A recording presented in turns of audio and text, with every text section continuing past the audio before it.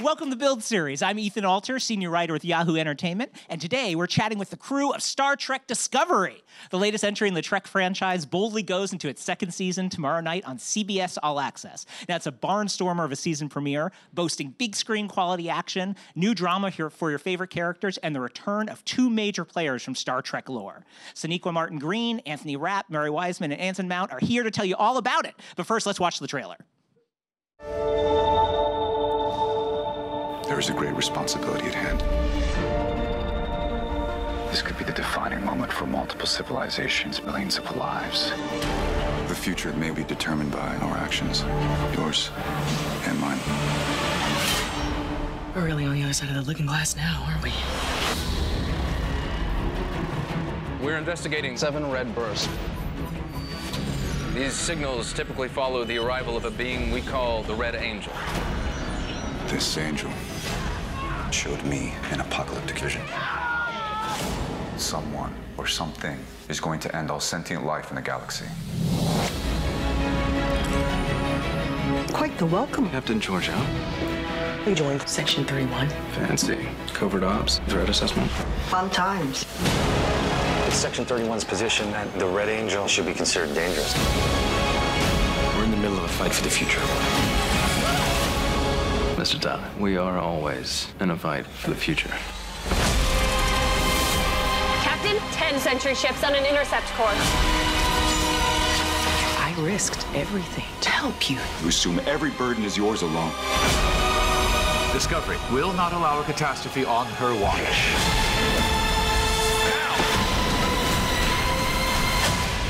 It worked. I mean, of course it worked. Lord knows what's waiting for us down there. Be bold. Be brave. Be courageous. Captain, we are riding into danger. Is that a smile I see on your face? Yes. Welcome to Discovery. Maximum warp. Aye, sir.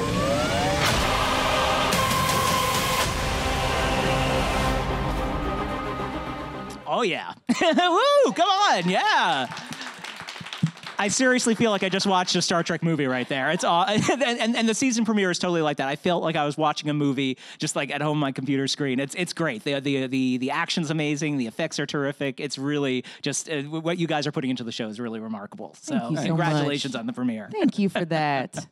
So Sonequa, to start out with, one of the things I really loved about the first season was watching Michael sort of come into her own as a character after experiencing some real tragedy. And what I love about the season premiere is we see her in a place where she's a real part of Discovery as a crew, and we really get to see her as part of that unit. Was that a fun side of her to explore this season? Oh gosh, of course. Yes, because that's what you hope, that's where you hope it leads, is that you get to a point where you really are working together as a unit. There's so much separation. There was so much separation there because of the trauma, because of just the circumstances, because of the mutiny, because of all of it. And so trying to find redemption, trying to earn it, and getting that reinstatement professionally, and now getting that sort of restoration in relationships. Now I can forgive myself as Burnham, and that allows me to engage more, which is what it's all about. Right, absolutely. Mary, in between seasons, you got to be in a short Trek, which was sort of some of the short films that they did in between seasons, and we got to see Sylvia sort of grow as a person in that one episode. So you're coming back, having just experienced getting more confidence in yourself on Discovery. What was it like having that little bit before you came back for season 2 and allowing to see her growth? Oh, I thought it was so fun. I think it was fun for the fans to get like a little taste of where we'll be at in the second season through the shorts, and also get a little context through the second season, especially with mine and Doug's shorts. For me, it was so fun to get like a little moment of just like Tilly's little world without all of her guardian angels, you know, and how she deals with conflict and surprises and catastrophe on her own. And that's a real sort of keystone of her growth. Right. Right. Now, Anthony, you come back into season 2 having lost an important part of season 1, Wilson Cruz's character. He is supposed to be back this season, we understand. We won't spoil exactly how or how that happens. But what was it like, at least in the premiere, at least, not having that person who was so integral to your character in season 1? Well, it was very. I was grateful that the writers were giving space to really being able to deal with that absence. Because at the end of season 1, there was so much going on that there wasn't really time to spend reckoning with it, with the loss. So I was very, very grateful that, and I had a great scene partner with Mary, that we could, I could have moments with her to talk about it. Right. Because she's become kind of my confidant, my safe space, and it couldn't be a better person to have the opportunity to play these scenes with. Right. Also, what do you think is? What would you say is the main difference that we see when we meet Paul at the beginning of season 2? What is he like now? Peering into the abyss, peering into the empty space, and really wondering what's next. Whereas before in season 1, it was all about I think Paul has always had a very strong sense of what he wants to do and what's right. Not to say he doesn't have a sense of what's right, but not knowing how to respond to this moment, being in a moment of kind of suspension and questioning and openness to the possibility of maybe everything is going to change, because everything has changed. So then externally, maybe everything will change. Right. Well, speaking of changes, one of the big changes for this season, Anson, my captain, we're meeting Captain Pike, who is the captain of the Enterprise, the ship we all know and love, before, and Pike was in charge before Kirk took over. So what's interesting for me about you playing this role is that you're new to Discovery, but Pike is probably one of the oldest characters in Star Trek mythos. He was there at the very beginning in the very first episode. What was it like sort of playing that when you walked into this, knowing that you were both new to the show, but long in terms of history? It's surprising to me too, being asked to play, of all things, a captain.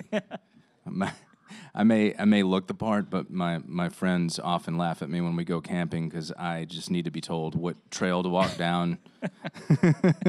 I'm the last person you want to be led into any kind of danger with.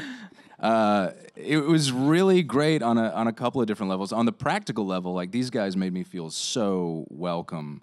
It's weird coming into a show that's already been established as a regular, because they're working at a pace and with an understanding of their character that I did not have at the beginning, and they're really patient with me.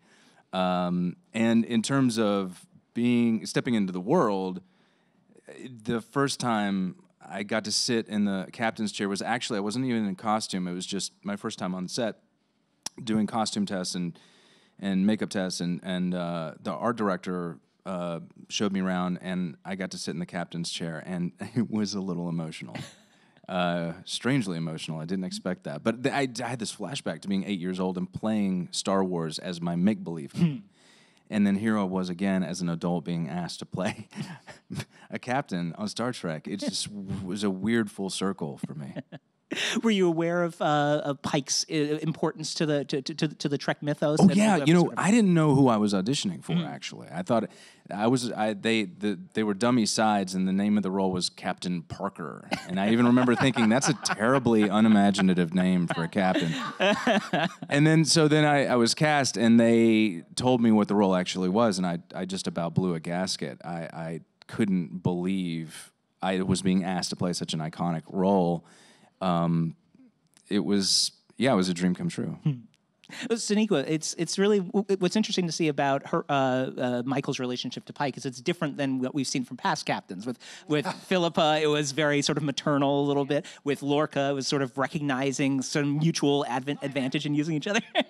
But here, right away, Pike sees Michael as an equal and sort of treats her that way throughout the episode. What was it like sort of finding that relationship with Pike, what that would be? I loved it. I loved so much about it. I loved...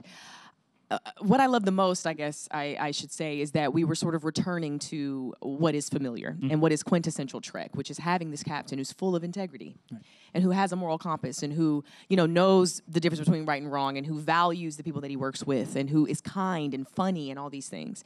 That's what we want in a Star Trek captain. Obviously, we did something different. We explored something different on our iteration, having our captain be from the Mirror Universe in season 1. And so I loved being able to come back to that, what people would be familiar with. And then I also just loved how everyone had to establish a new relationship with him because everyone on the ship had this sort of had this fear. and distrust because of what we had gone through. And so I love how the writers, sort of fleshed out all of those exchanges and encounters with him. And I absolutely love working with Anson too as Pike, because I don't want to spoil too much, but it's really nice. It's a really nice organic unfolding of the relationship. And pretty quickly, we realize that this is the real deal here, and that we can take a breath and a sigh of relief, and things can be the way they need to be, and we can charge forward, knowing that our captain isn't trying to kill us, you know what I mean, and doesn't want to, Right. Yeah. So It's nice to have I that love it. nomination. And like he was saying, we welcome to his family. Obviously, he is family, and we all, really enjoy working with him. And we all love it working with. She likes to tackle hug me when I least expect it. I do. When we're on I set. do. I'll just be That's standing a there secret minding my move. own business between takes, and suddenly, Yeah, from the back. I do it too. Yeah, maybe that doesn't sound and good. It makes me when I- scream a little bit like a little girl. Yeah, I do it to Anthony too. Yes, I she do it does. to everybody. I'm like, huh, and I almost knock him down, and That's your finishing move. It's In Mortal Kombat, that would be your finishing move. If right? you don't get a tackle hug, Right. then what does that say? I've tackle hugged you. I think it's more of a gentle, loving. Anson, Pike knows something that Michael doesn't as of now, which is what Spock is like. We know that Spock is coming back to the show. It's her half brother. They've had sort of a tortured history, as we see, and especially in the premiere. What can you tell us a little bit about who Spock is now? Because we know a lot about the Kirk and Spock relationship. What's the Pike and Spock relationship like? We kind of had to build that out for ourselves. I actually found myself, for reasons I can't explain, thinking back to one of JJ's movies. I know it's a different timeline, but the relationship that I saw between Kirk and Bones, when every now and then they just need to have a whiskey and talk things out. I think that Pike has tried to develop that kind of relationship with Spock. He does value him as a mind, but also sees the humanity in him, perhaps more so than even Spock himself sees it, and has had varying levels of success with trying to establish that. And how does Spock relate to Sylvia and Paul, since you two are thick as thieves? What can you tease about that relationship? Well, I can say that there was a moment where at a certain point in the season where I discovered that there was a one-on-one scene between Stamets and Spock, and my head kind of exploded because I never would have thought that would be anything that I would be a part of. I will also say that Ethan Peck, who's playing Spock, has embraced this moment of his life with the utmost heart and soul and care. I was in the van with him. I met him for the first time. As he gets in the van, and he's like, "Excuse me, they're about to announce me." So he's like, I got to witness the moment where his life was really changing, where it was being made public that he was playing this incredible, iconic role, and he's just so filled with pride and passion about being a part of this, and he did his utmost to do it with incredible care. So I'm just really, really thrilled that he's the human being that gets to do this work, because he takes it so to heart. And I'm not sure I've seen an iteration of Spock that was expected to wrestle so completely with the duality of his humanity and his volcanity. And it was believe me, it was a big task this season that I did not envy, and I thought he did an incredible job. He's incredible. Mary, when you the first season of Discovery alternated some one-offs, like the Great Groundhog Day inspired episode with an overarching arc. What can you tell us sort of about how this season unfolds? Are we going to see a mixture of standalones and serialized arcs again? Yeah, definitely. I think that's kind of the tempo that we found, and it works really well on this show. That there is an overarching story that draws all of the characters in, and then there are also little leitmotifs and little side stories that give a little flavor and context for what's going on in the rest of the ship. So that's very much the arc we have, and we have a really nice lightness and a little bit more fun this season, I think, because we're not at war.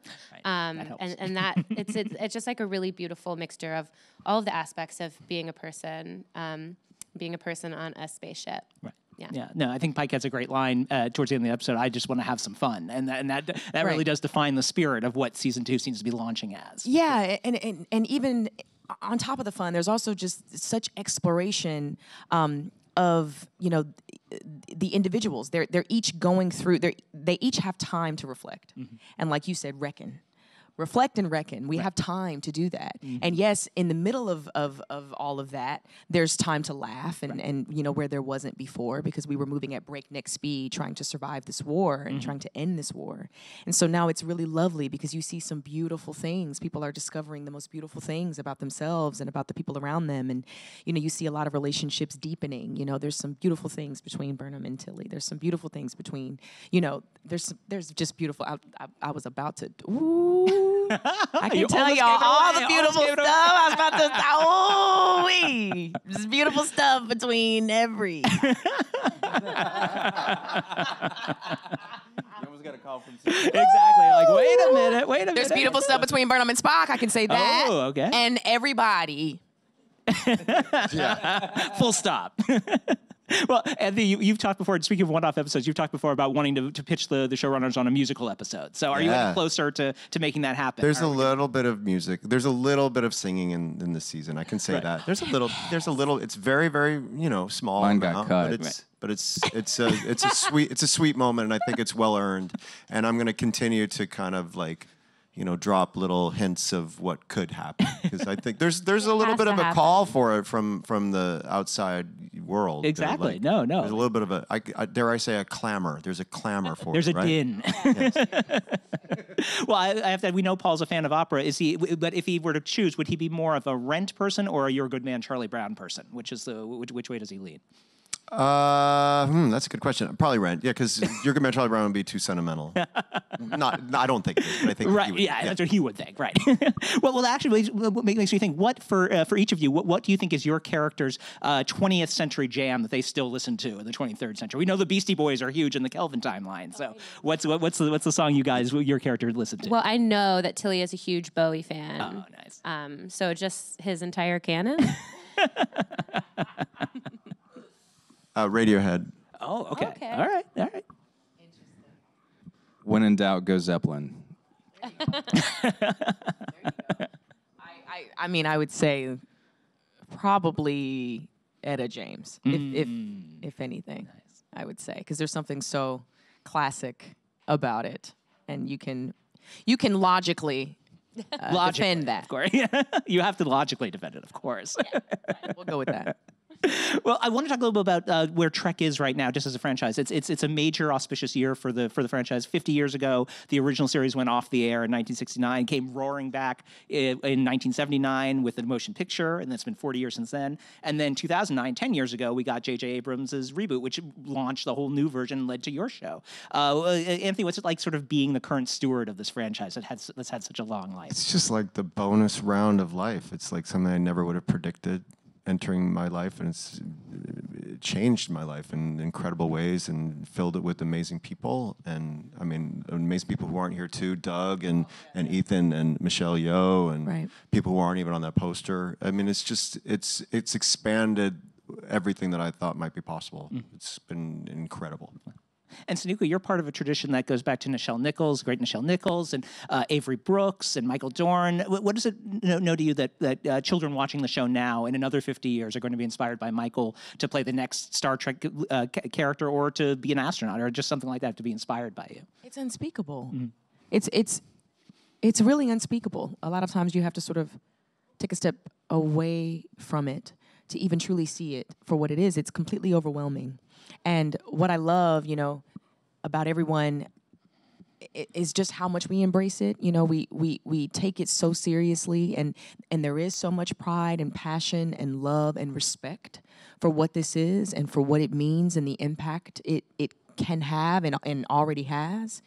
And so, especially as a Black woman, being in this position that I'm in, of course, I hear those stories and I think about all the representation that we have on our iteration, and I think about the sort of responsibility that we have to be that mirror to what society looks like today, and we will certainly go further than what we've already done. That's the goal, is to keep going and to be innovative, which is the spirit of the franchise itself. But I think just we know what it is, and we are buckling. We're buckling from it. We're on our knees in gratitude about it, and we just want so desperately to give everything that we have, which we do, because it deserves it.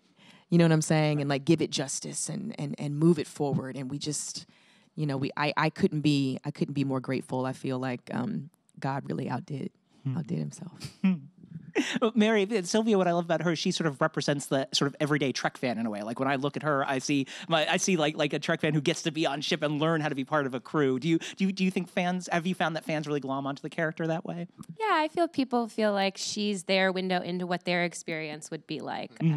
Their virtual reality experience of living on a spaceship and being like every day, like, this is not normal. This is crazy. This is so cool. So effing cool in some cases. And also, like, for me, like, I have been fans of, like, everybody who works on the show my entire life. And so it's very surreal to get to work with, like, I listen to the Rent soundtrack, like, every day in high school, and now I like have all these scenes with Anthony. He's like so special to me. I mean, that is true with like everybody in this cast. So I also feel that way. It's a very genuine experience. So I understand how fun that is as a fan. Right? Are you just fanning out on set sometimes? It sounds like just like I can't believe this. Yeah. Sometimes it gets like a little weird. Like if I'm trying to like sing Ren to Anthony, I'm singing Roger, and I'm like hoping he'll like sing Mark to me. Stuff like that. That might make him uncomfortable, but I do it nonetheless. No, I sing it back to you. Thank you, Anthony. She keeps pretending to be Britney Spears around me, so especially odd. I go crossroads on Anson. And I pretend to be a zombie around Sonequa. There we go. Just well, Anson, as the ranking officer here, I want to ask about the title of Discovery wasn't chosen by accident. Like Brian Fuller, the creator, talked about how he wanted this show to sort of talk about where we are now as a culture. We sometimes feel like we've discovered everything we can, but there is still more we can learn. What have you learned this season playing Pike and being part of the show? What sense of discovery did you go on this season as your character and as yourself? Oh, man.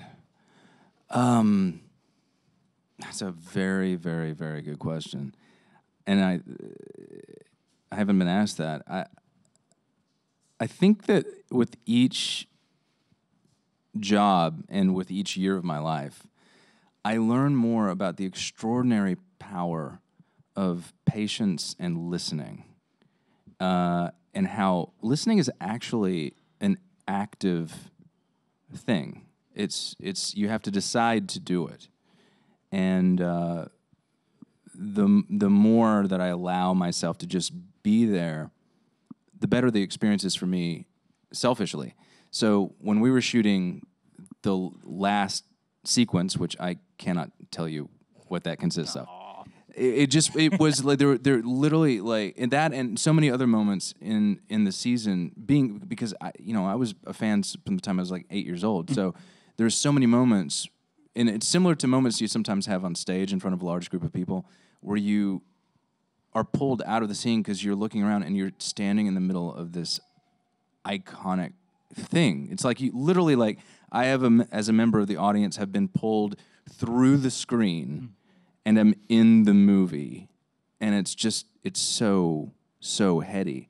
And if you don't have the presence of mind to be there and actually appreciate the people around you and the opportunity every day, don't take it for granted, then you don't get to have great experiences like that.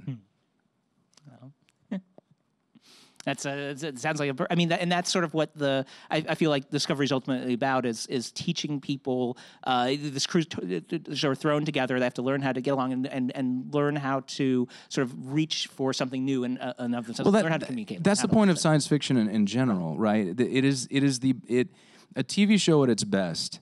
I had a friend that worked for the White House one time and during the Bush administration, and I asked him what he thought about the West Wing, and he said, "I hate it. That's not how it works." I said, "Matt, do you think that's the reason TV exists. The TV at its best is a metaphorical platform. Right. And the reason that science fiction's so good at it is that it moves us so much. It is a very broad platform that we can see things from a distance and have perspective on it.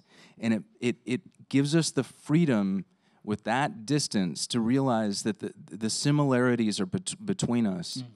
It sounds cliche, but it's true. The similarities between us are stronger than the differences when we look at things from that distance. Yeah. And it lets you, it's because your imagination has to be activated, right? In order to believe in these fantastic circumstances. That's another reason why sci-fi works, because you have to engage your imagination. And when you do that, automatically your heart is opened. Right. And so then you get to take in all of these things. And that's why it's so important on Star Trek and on Star Trek Discovery that you're seeing these different people. You're seeing this black woman be a genius and be skilled in like math and sciences and be equipped in combat and all of these things. You see this gay couple. You see them be geniuses and be skilled in math and sciences and you see all these people that are so different. You see this Asian woman be a captain. You see, I just think it's while you're believing in it, while you're stretching your imagination to go on the journey with us, you get to also see these well-rounded people who are so skilled and competent and also selfless. Right. And I think it's the competence plus the selflessness that really affects people. And I think we see that a lot in sci-fi. Yeah. Which makes me really love it. Right. And why this has endured for 50 years and long. Let's turn over to the cadets. We're going to have a go question from Twitter to start with. At Matt Cantanella1 asks, Anthony, how was Broadway Con this past weekend? How is acting on screen different from being on stage? And what are you most excited about as far as Rent Live is concerned? That's 3. Okay. Let's go one at a time. First, Broadway Con was fantastic. It was our 4th year. I helped launch it with my friend Melissa, her great company, Mischief Management. So it's a convention for theater people, theater lovers, but it's really celebratory and it was beautiful. One of the highlights was we had a 20th anniversary reunion panel for Your Good Man Charlie Brown. So that was great. The second question: how is acting on screen different from being on stage? Yep. The big difference is really just the fact that there are cameras there. Like if we were playing a scene on stage, Mary and I, one of our scenes, we might have to maybe project our volume a little more, but the scene itself would still feel so much the same. So you're still telling a story. You know, in film you have a few more things around you that may help you. You have more sets, more props, whatever. But basically, it still is this connection between two human beings. And then, of course, there's not an audience out front, you know. And then it's most excited as far as Rent Live. Well, Michael Greif, who is the original director of Rent, is directing it. So I'm very, very happy for him that he's getting the chance to do it. And so I'm excited to see how he interprets it for this medium. And I really believe in him as an artist to such a nth degree that I think he's a perfect person to find a way to solve that thing of like when you're doing a live performance on television and making it feel good for both things. Right. So I'm excited. Yeah, that's great. Yeah, no, if Twitter still exists in the 23rd century, what do we think Captain Pike's handle is? Oh, goodness. That strong silent type. Strong silent type. Okay, I'll go with that. Take that. At strong silent type. And you're at Seasons of Paul, I would hope. Sure, okay, sure, good. Sure. All right. Let's take a question from the audience. Hey guys, I was wondering if any of you had faced any particular difficulties being part of a show that is part of a broader cultural phenomenon with a fan base that might hold it to impossible standards? Sure. I mean, not difficulties. There's people who are a little grumpy sometimes about, like, that panel doesn't look like it looked in 1965. You know, there's a little bit of that, but, you know, there's so much more positivity, but, I mean. Yeah. I don't have anything. There's pressure. We feel pressure for sure. You know, it's like you want to, like I said before, do it justice. You want to make everyone proud, and we wanted to grab everyone, but then also grab new people that maybe haven't seen Star Trek, right? So yeah, there's pressure there, but we love that people are so opinionated because it just means they're loyal and passionate, right? And it's really interesting to see theories and questions and predictions, and sometimes some of them are really close and some of them are way off, so. But even if there's some complaints about questions like, when is this question going to get answered or whatever, and it will, and then they're still like, we don't believe you, so you're just telling us that, there's a little bit of that. It's like we're not lying. Why do we have to pay for it? Oh man, you get that one a lot. I guess we should be all right. We'll do it for free. Thank you. And that's another thing that'll go on for 50 years, the questions. You'll be on endless panels and so in this episode, why did you do this? I'm finding second season, I'm having trouble so we've done now I guess 29 episodes total. I'm having a harder time remembering what happened, which episode. Maybe once I see them, I won't. But it's there's so many. Yeah. There's so much that happens. So much happens. And in season 2. And so much happened in season we 1. were just trying to remember what happened today. Too. We were trying to remember what happens in episode 2. Episode 2? Oh, right. Yeah. Wait, and then what? Well, it makes it easy not to spoil because now you can't remember what happens anyway. It's easier when we have locations. That's true. We got to go outside that and it's day. oh, yeah. Oh, I got to breathe air. It was raining, but that's okay. That was so good. Awesome. Well, thanks so much for joining us today. Star Trek Discovery premieres tomorrow, Thursday, at CBS All Access. Sonequa, I want to go out doing the Vulcan goodbye, so can you grade me on if I do it well? And then you show me how to do it well. Yeah. Stick your thumb out. Okay. Boom. All right. You Live got long it. And prosper. Awesome.